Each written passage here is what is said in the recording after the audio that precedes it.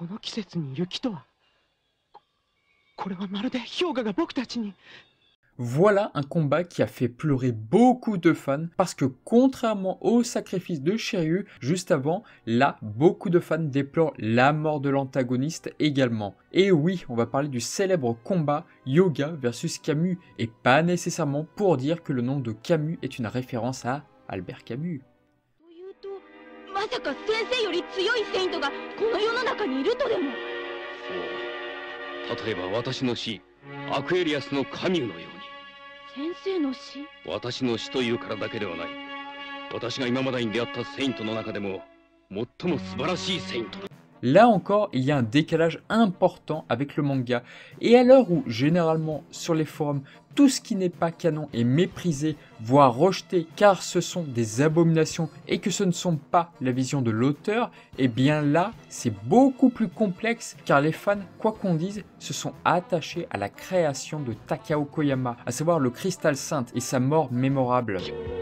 Hyuga Sensei.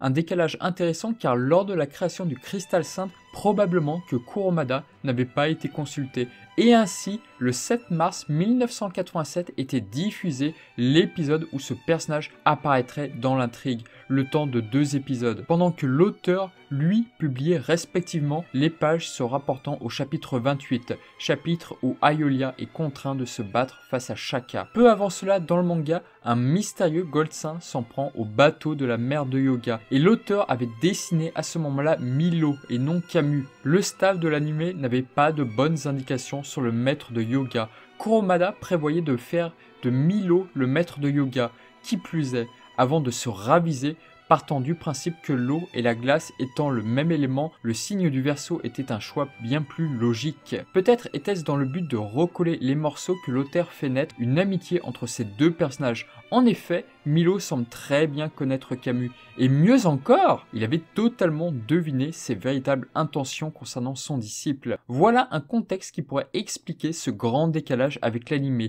Quoi qu'il en soit, le Cristal Saint a toujours joué d'une grande réputation. Lors du partenariat Bandai et le magazine Figure Who, via un sondage, il avait été demandé aux fans japonais quel serait le personnage qui aimerait le plus voir. Mais n'étant pas dans les castes majeurs, les japonais avaient répondu massivement pour le Cristal Saint. La figurine était à la base censée être un collector à tirage limité disponible uniquement sur le territoire japonais. Mais elle a été produite en réalité à plus grande échelle. Voici ce qu'indiquait Takao Koyama dans une interview croisée. Le mangaka lui-même ne sait pas forcément dans quelle direction va partir l'histoire la semaine suivante, mais il est ainsi possible de partir sur des développements inattendus. Même lorsqu'il y a des choses envisagées pour l'histoire ultérieure du manga, on ne peut le savoir à l'avance. Par exemple, après avoir créé le Cristal Saint en tant que maître de Hyuga, Camus est ensuite apparu. Nous n'avions pas pu prévoir jusque-là. En effet, je ne cherche pas vraiment à ajuster mon histoire en fonction de ce qui s'est passé dans l'anime, et c'est pour ça que ça reste intéressant pour les lecteurs de voir de quelle manière le manga s'y prend pour terminer une partie. Je pense que cette émulation réciproque entre le manga et l'anime permet d'élever le niveau de l'ensemble. Une telle synergie est donc importante. Je ferme donc la parenthèse sur le Cristal Saint qui était nécessaire pour arriver enfin sur Camus, le Gold Saint du Verseau. Apparaissant désormais à la place de Milo dans la version reliée lors du passage où le bateau de la mère de Hyuga sombre à tout jamais, Camus est un Gold Saint très différent de tous les autres. De son point de vue, Hyuga est bien trop sensible pour affronter les problèmes actuels. Il aime beaucoup trop son disciple pour le voir tomber face à un adversaire trop puissant. Toutefois, son rapport avec le grand pop n'est pas nécessairement très clair. On pourra insinuer que Camus est au courant des problèmes dans l'ordre de la chevalerie, mais nous n'avons pas tant d'indications que ça. Dans le manga, lors de leur entraînement en Sibérie, Isaac informe Hyuga que des troubles règnent au sanctuaire et que des rumeurs sur le pop commencent à circuler, ce qui fait que Camus est obligé de s'absenter de plus en plus souvent pour retourner en Grèce. Dans le manga, il est dit que c'est Camus qui transmetta la lettre du sanctuaire demandant au sein du signe de stopper les Galaxian Wars, mais au final, Hyuga désobéira.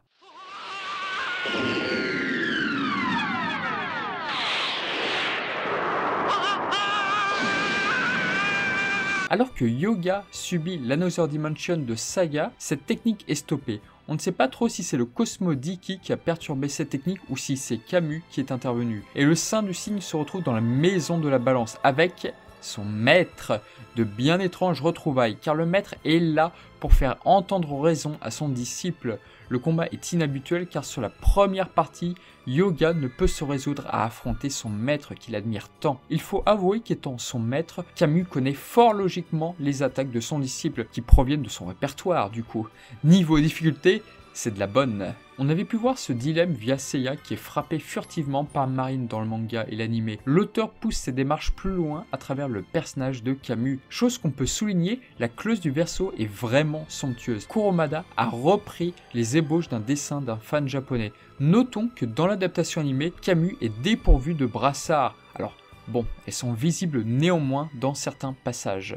Et pourtant, cette pièce absente de sa clause dans l'anime sera présente dans le troisième film. Détail assez surprenant. L'autre petite différence avec Camus, ce qui étonna pas mal de fans dans les illustrations de Kurumada, c'est que Camus est roux dans le manga. Dans l'anime, il a des cheveux bleus, et c'est ma foi fort bien passé ce résultat, oui.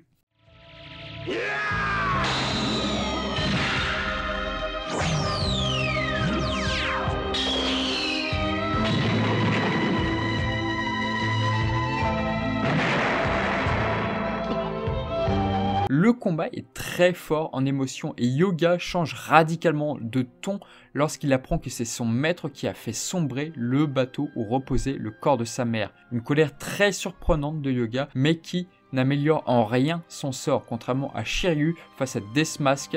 La défaite de Yoga, elle, est déchirante et malheureusement inévitable.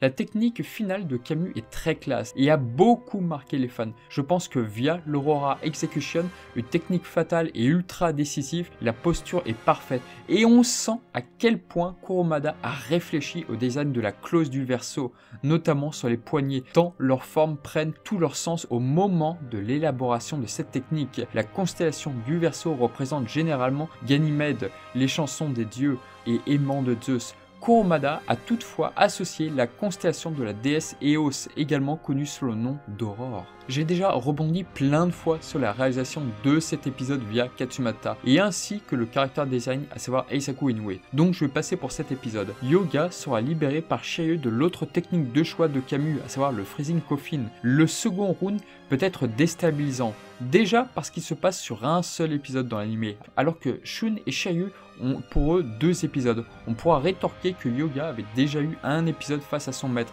mais quand on y réfléchit bien, dans le manga, le combat entre Shura et Shiryu fait une 50aine de pages, et il en est de même pour Yoga et sur son second round, un choix assez curieux de la part de la Toei Animation. On ne sait pas si le réalisateur de l'épisode, à savoir Katsumi Minoguchi, a été décisionnaire. On se pose d'autant plus la question que le suivant est là pour préparer le terrain sur l'arrivée d'Aphrodite dans l'intrigue, sans pour autant entrer dans le vif du sujet. Mais passons.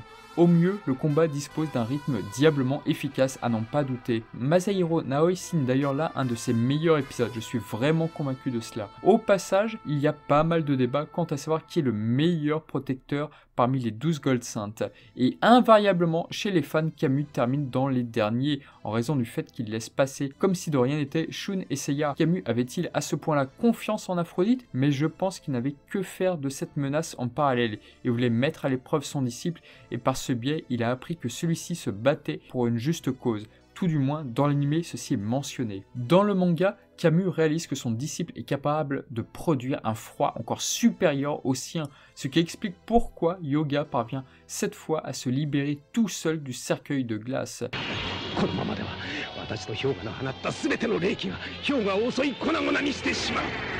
Le combat est déroutant puisque Camus ne souhaite pas voir son disciple disparaître et en vient à l'encourager à se réveiller au moment où il est sur le point de se prendre un coup fatal. Le combat est déchirant entre ces deux hommes qui sont contraints de s'affronter à travers la supercherie de Saga en fond. On peut souligner la très bonne idée de Masami Kurumada de dessiner la mort de Camus et potentiellement celle de Yoga à travers un paysage rappelant la Sibérie. À ce propos, on a d'ailleurs le droit à 2 flashbacks, dont un qui n'apparaît pas dans l'anime et sera déplacé dans les OAV de Junikyu, tout en modifiant légèrement le texte pour ne pas gommer le cristal sainte. Pour vaincre Camus, il faut maîtriser le zéro absolu, soit produire un froid de moins 273,15 degrés et détruire ainsi les atomes. La base de l'entraînement se situe ici. Outre cela, Camus met en garde la grande émotivité de son disciple qui n'est pas à la hauteur d'un saint de glace. 今僕たちにさよならを。振り返るなよシュン。俺たちに今振り返ってる暇はないんだ。さ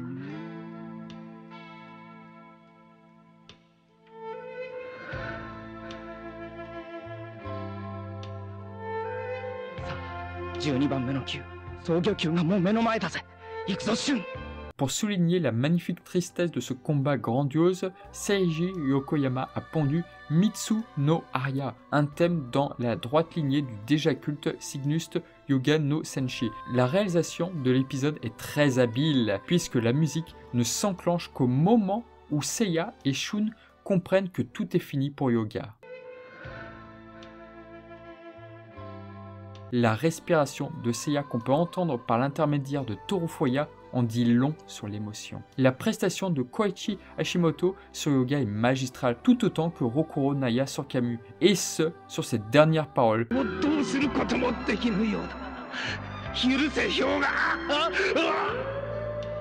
Bien que Rokuro Naya fût bien plus âgé que ses autres collègues, il nous a procuré une émotion folle à travers son jeu sans faille autour du personnage de Camus. Aujourd'hui, au Japon, généralement, les saints préférés sont Milo et Camus, notamment par le public féminin. Quoi qu'on en dise, Camus est un personnage complexe et terriblement attachant. Bien que je chipote un peu en ayant souhaité un combat plus long pour l'adaptation de l'anime, oui, en termes d'émotion, le combat entre Yoga et son maître est ce qui se fait de mieux sur la licence à mon humble avis. Encore aujourd'hui, cet affrontement figure en haut du panier chez les fans.